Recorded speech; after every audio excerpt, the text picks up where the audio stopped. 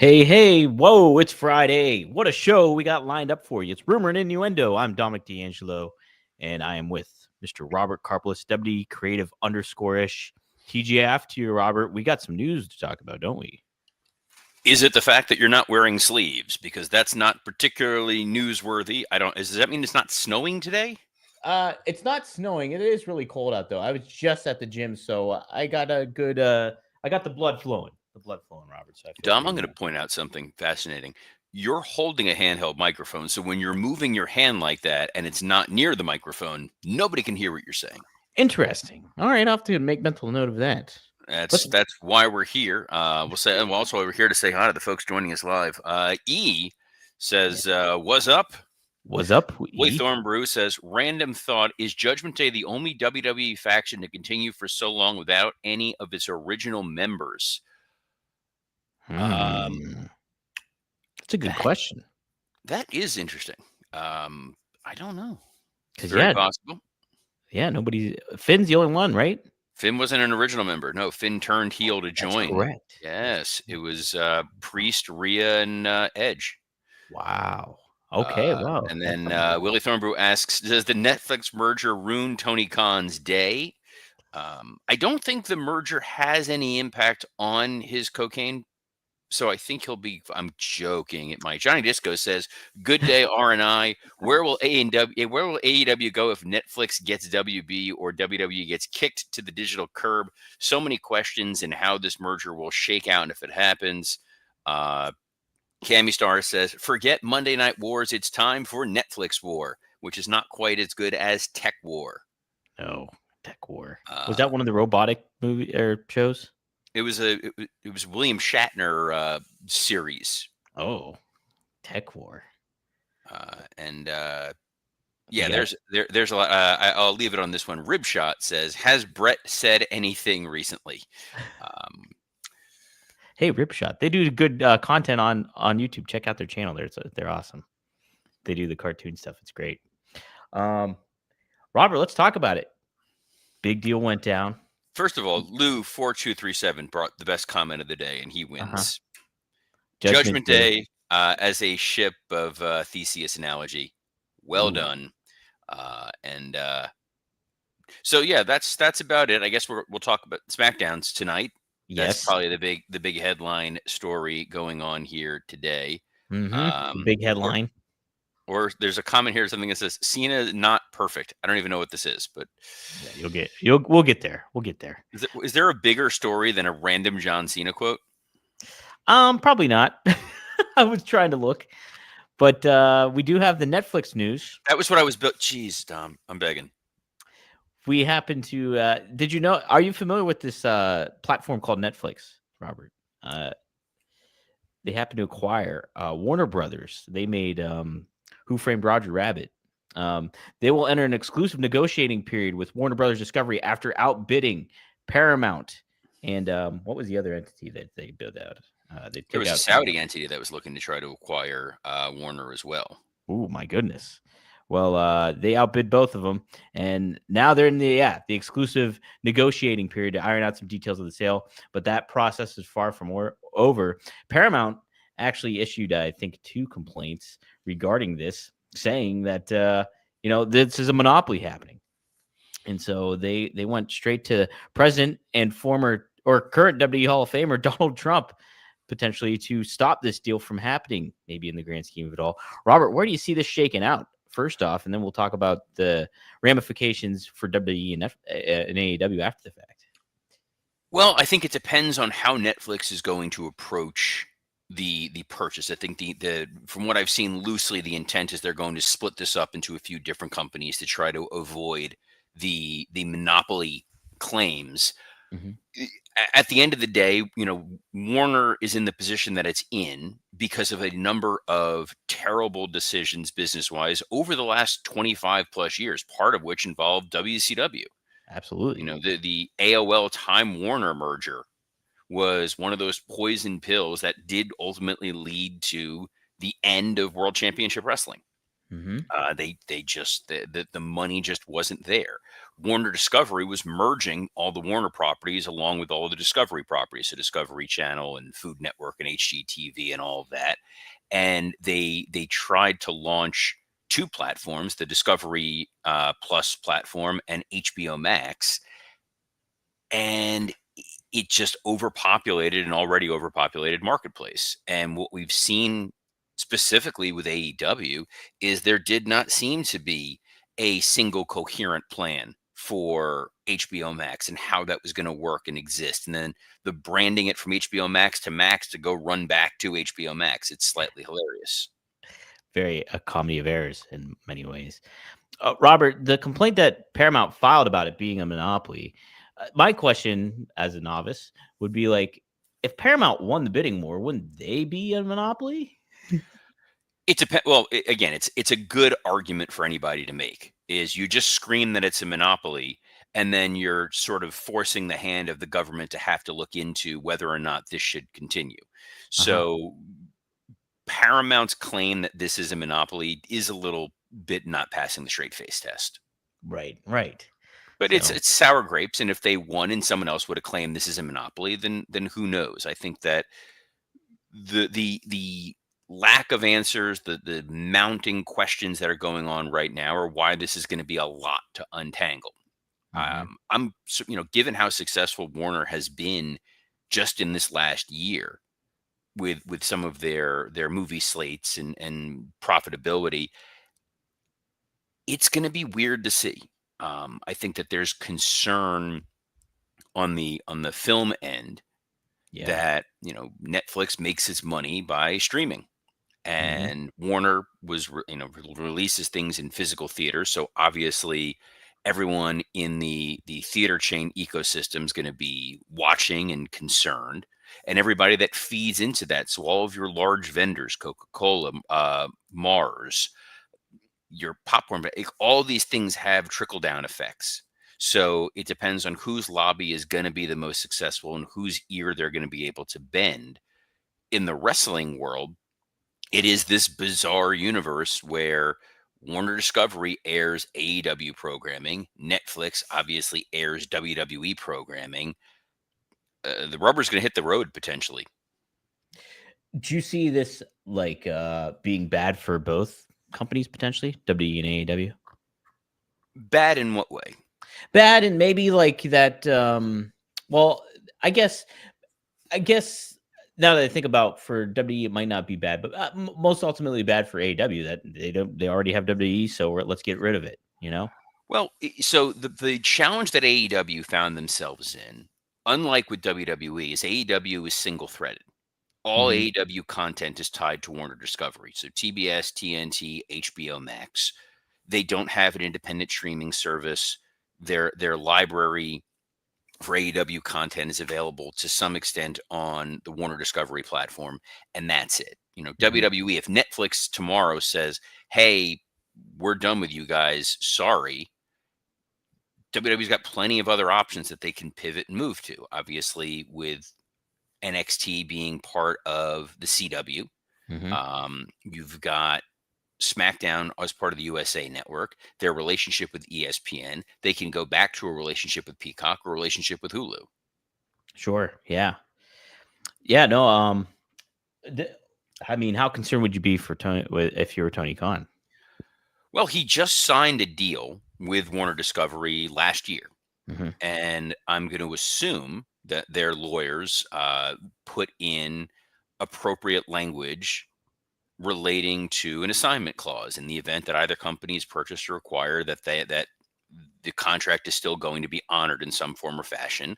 So either the new Warner Discovery entity is going to honor the contract that was signed, and they're going to air AEW content, and Warner Discovery, for all its, whatever, has been happy with this is pulling in ratings for them. It's drawing advertising revenue for them. Even if it's 600, 700,000 viewers, it's still a live television show that audiences are showing up for. They're able to sell advertising for. The other part of that is they just pay AEW to go away. And then Wow. AEW goes and finds a home someplace else. It is possible, again, we're spitballing and hypothesizing, we know nothing of nothing, that AEW could potentially go find a home with Paramount. Paramount has a streaming app. Paramount has a channel on cable television. They they have deep pockets.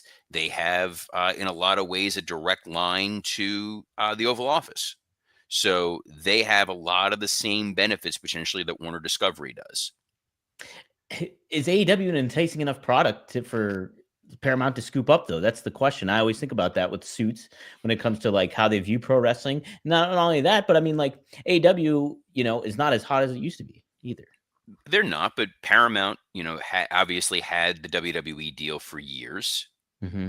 They had, at one point when they had Spike, they had TNA. When WWE, we went from the national network, the Nashville network, to the national network. Part of that transition initially was on the back of ECW Right. and roller jam, Rollerball. roller jam. Roller Jam. That's what it was. Yeah, yes. When it became the national network, their number one show by far was Monday Night Raw.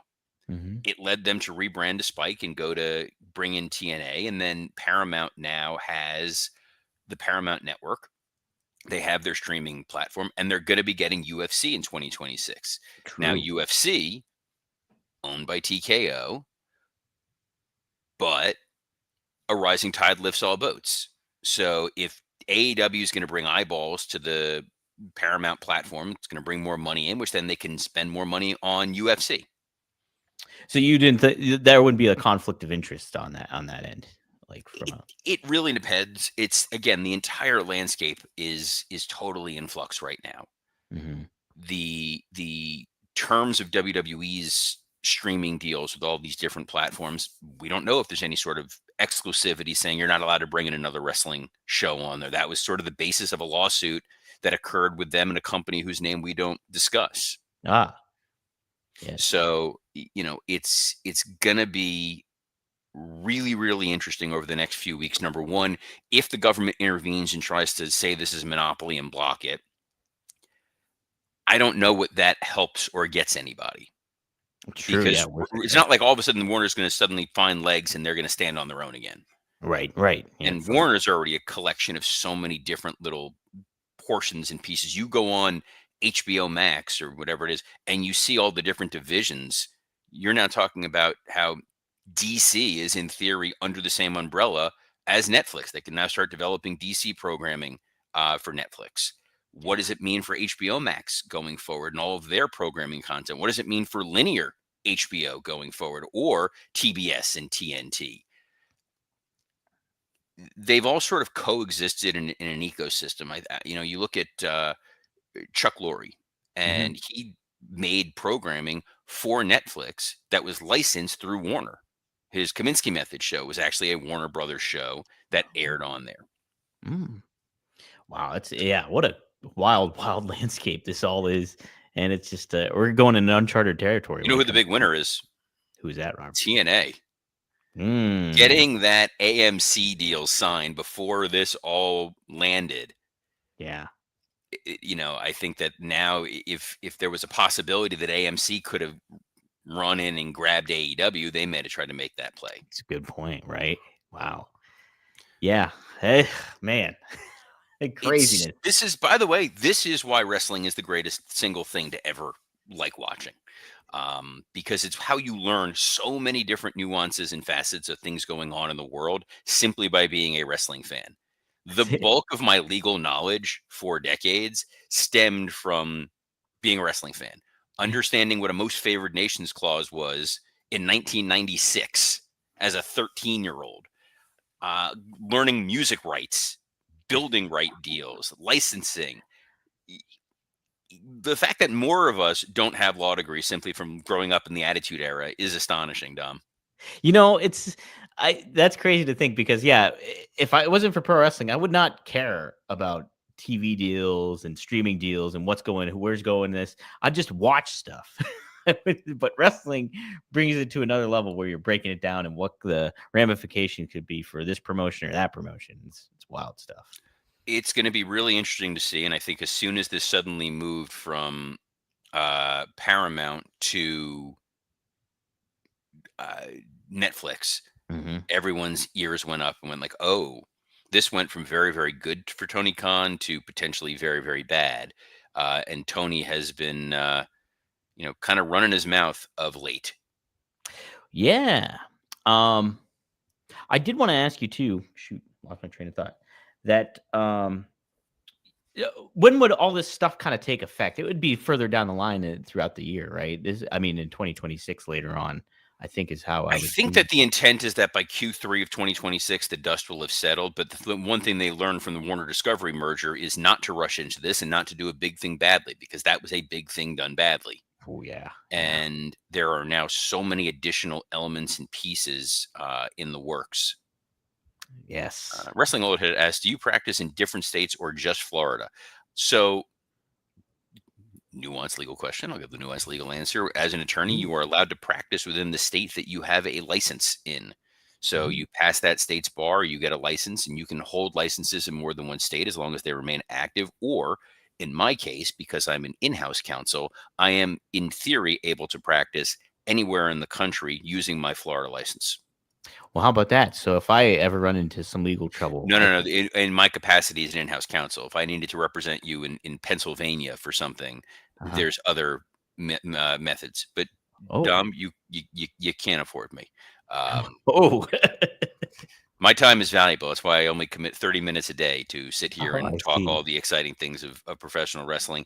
Um, Warner Breeze said maybe Meltzer can tell Netflix the importance of star ratings.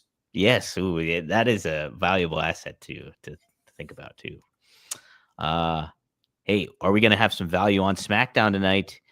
They're hailing from Austin, Texas. The Austin, Moose Head. Massachusetts. Austin, Massachusetts. It's fitting that John Cena's last opponent would be determined in beautiful Austin, Massachusetts, where he's Yes. grown up for years. Mhm. Um, there's, from where I sit, there's three important questions that SmackDown needs to really answer tonight. Okay. First, obviously, is the who John Cena's last opponent is going to be, Gunther, and then the second question is what are they going to do with Cody? Because Mm. we know that it's going to most likely be Cody and Roman. That seems to be the path that we are treading down for WrestleMania. We are in December.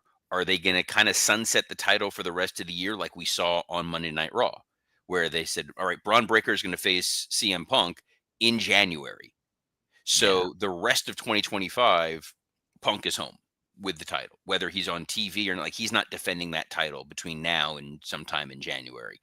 Are they going to do the same thing with Cody, where he's just going to kind of coast? I had made the pitch on Working Stiff, and Dre Owens threw it up there with Cody versus Aleister Black, where you can pay off the Aleister Black Damian Priest feud in some sort of number one contenders match, and let Aleister Black be sort of a placeholder challenger for Cody's undisputed title, potentially at Royal Rumble. Rumble, said this for many years, the world title match at the Royal Rumble is very much a lame duck match. It's been Kevin Owens a couple times. The one everyone likes to point to is the Brock Lesnar Hardcore Holly match. Oh my gosh, yeah. But it's a chance to test it out. People are not tuning into the Royal Rumble for the world title match. They're tuning in solely to watch those two Royal Rumble matches. Right. Right. So you can kind of test the waters a little bit and give somebody who's somewhat of a lesser challenger an opportunity, and it's not going to deter anybody from buying a ticket or tuning in. Though, given the fact that this is in Riyadh, ticket purchase is not really a major issue for them. That's a good point. Well, I completely forgot that Royal Rumble was in Saudi Arabia. So I think that's sort of issue number two. The third question is where do they go with Drew McIntyre? So Yeah. Drew, part of the winning team at War Games, going back to Drew McIntyre and Cody after we've now seen it several times, does not feel like overly compelling television. But at the same time, you can't have Drew fall down the card. Mhm. I guess if you needed to marry him to somebody, Sami Zayn doesn't have anything to do since Sami lost Survivor Series, and now the MFTs have moved on to the Wyatt Wyatt. Six. Hmm. Boy, yeah, no, it's trying to think. I mean, could you do something with the Masked Man and Cody? I mean, would that make any sense? No, because the Masked Man is Theory, and that's Vision, and that's Raw. And Hmm. looks like Logan Paul is teeing up for a feud with Rey Mysterio. Right, So right, Cody definitely doesn't seem to have a dance partner. And there is a world where, hey, it's going to be the end of the year. Let's just coast into the end of the year. But I can also see them saying, well, we want to get one more big match before Rumble. for sure, for sure. Yeah, that those are several questions that need to be answered. I think tonight. Hopefully, we'll get them. We'll see. So you're all for Gunther here. It's no chance LA Knight wins. No. LA Knight, given his age, given his position over the last year, there is no benefit to LA Knight wrestling John Cena. Hmm. None. It's not like it's debatable. It's not like, well, maybe he's going to get the rub. He's not a young guy, so he's not getting the young guy rub. He's not held back, so he's getting the held back rub. There is no history with him and Cena where it makes it a good payoff. It's all Gunther all the time. Okay. I mean, that on paper too, that's a better match. So we'll have to take a look. Cena though, he did talk about his farewell tour. He spoke with Bill Simmons about this actually, and he doesn't really have any regrets of how it, or at least he says he doesn't have any regrets of how this all panned out. He says, I don't think there's a single thing I would have changed, and I like that it isn't perfect, meaning his run. I like the parts change, dates in other cities change. The last one isn't in Boston. It would be perfect if, no, life isn't perfect. You just do the best you can with what you got. I personally like all that stuff. Something as simple as in my last title defense, having Liv Morgan assist and beat me in the same way that I turned on Cody, but she did it better than me. Just being able to be like, wait, you're going to get a callback to this moment in February and November? Just wait for it. Robert, do you agree with Cena's sentiments? It's okay that it's not that perfect. And what do you think about his John farewell? Cena is the most corporate who's ever corporated, and I love that. I love that he's going to toe the line and he's going to say, "Look, could it's the old Vince McMahon thing of it's not going on TV because it's good. It's going on TV because it's 9 p.m." Which he actually stole from Lorne Michaels, and that's fine. Oh, But the reality is, John Cena's entire career has been built on imperfection. There have been so many changed plans and altered decisions that he just knows to roll with it. And by the way, what good would there be if he goes on Bill Simmons' podcast and goes, "Yeah, they really botched this last run. This is awful." yeah. That's not who he is. He's not that guy. And he's not going to suddenly become that guy, Bret Hart. He's not going to just start going on podcasts and like ranting about, man, they made me wrestle Great Khali. Ain't going to happen. Ain't gonna happen. Did you He's hear too? Kali's coming back. Apparently, he's got one more match somewhere. I did not hear that. That's true. It's. I was looking at headlines, and that was one of them. But I was like, oh, How we Khali. didn't leave now I got to look this up. Is this a last match in WWE or No, no. I think he's having a match somewhere else. I'm so the assuming. thing about Khali is he's genuinely an overstar where he lives. Like he is Hmm. a big deal. Yes. And he's a very generous person with the fans that are there, the wrestlers that work on shows that he's at. I know Dan St. Germain's a big fan of his Instagram. I guess he posts funny things on there. I don't know. So I'm hoping that Khali and Goldberg both get their last match. Well, here it is, Robert. It's the Continental Wrestling Entertainment, which is based out of Punjab, India, and the promotion is run by WWE Hall of Famer Great Khali. So this is his promotion. He's got the show is scheduled for January 25th, and he will be taking on Parker Bordeaux, from former WWE and AEW talent. That will be his return match. Yeah. So Parker Bordeaux, for those of you who don't remember, was mini Brock Lesnar. Yes. He was the dude that people saw him. They're like, oh, what's the deal with this kid? He came from UCF, I believe. Played football for Central Yes. Florida, and people were like, "That dude looks like the next Brock Lesnar," and that's kind of where the comparison stopped. Yeah, it kind of Didn't works. supposedly have the greatest attitude. Here's where we are. That can happen sometimes for sure. But, It can happen, but what's also happening is I have to step away because I got to go. ooh, I got something coming up in a few minutes professionally that I got to go deal with. mm. So I'm going to wrap this up early if that's all right with you all. But fear not, for we will be back on Monday, as we are every Monday through Friday at noon Eastern on a plethora of platforms, including the WW Creative _ISH X account, the at Dominic D'Angelo X account, the at SE Scoops X account, and on YouTube on Rumor and Innuendo, Podcast Heat, and ad-free shows. And much like Dom's sleeves, we're cutting it short. So we will be back on Monday. Until then, best of luck in your future endeavors. Stay warm out there, kiddos. Oh, we don't have